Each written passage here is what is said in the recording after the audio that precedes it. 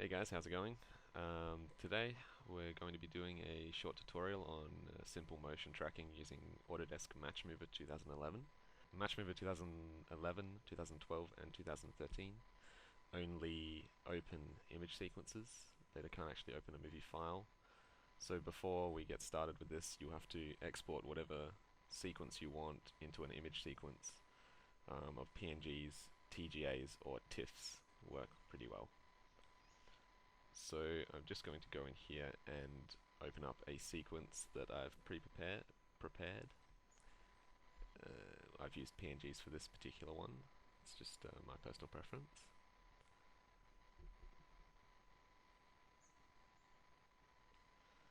So the camera movement in this particular clip is quite stationary. You could probably do it with a 2D track, but just for the tutorial purpose, I chose a very simple clip to track because this is just the first tutorial. So this is an old clip I recorded years ago in front of a green screen for another project. So if we just go down into 2D tracking and go automatic tracking, it's as simple as that for most clips. A clip like this with minimal actual camera movement, only camera shake and slight angle change is quite easy to do. So we just click run here, and it'll run through right here, track points that it can find across each frame. The default settings usually work pretty well. You can tweak them, but I'll go through that in a future tutorial. So I'm just going to speed it up here for tutorial purposes.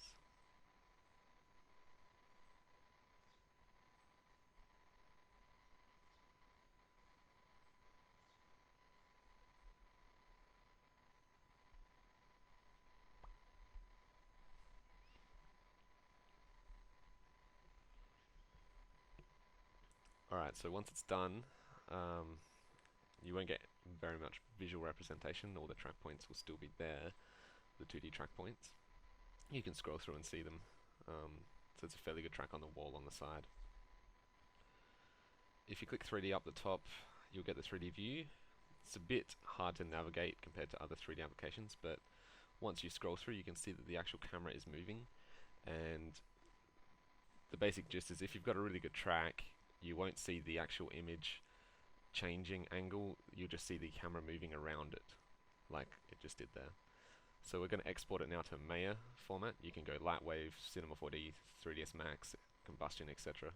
Large amount of programs. I'm going to export it to a third test file.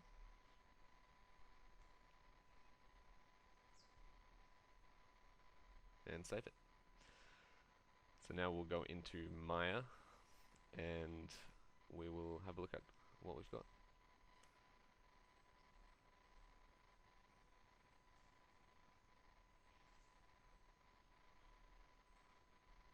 So I just opened Maya here. Running 2012 at the moment because 2013 is a bit buggy.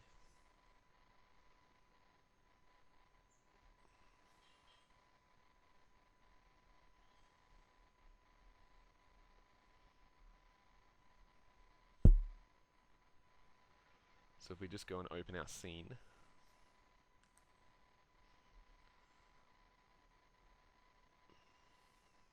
test 3, you'll be presented with this kind of thing, and each one of those locators is a 3D track point in space. So we want to turn that off because they get quite annoying in the way of things when you're trying to select models, etc.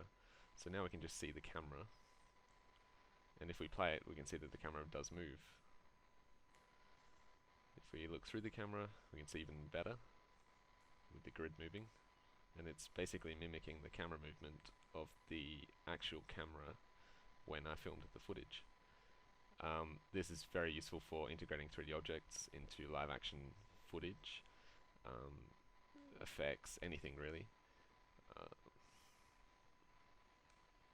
As you can see, I've actually got a plane set up exactly where the green screen was in the footage. And as you can see, it's quite nice handheld movement. You can also use this type of tracking to add some realistic handheld movement to your 3D animations, which I like to do on most of mine. Alright, so that's all for today. I'll see all you guys next time.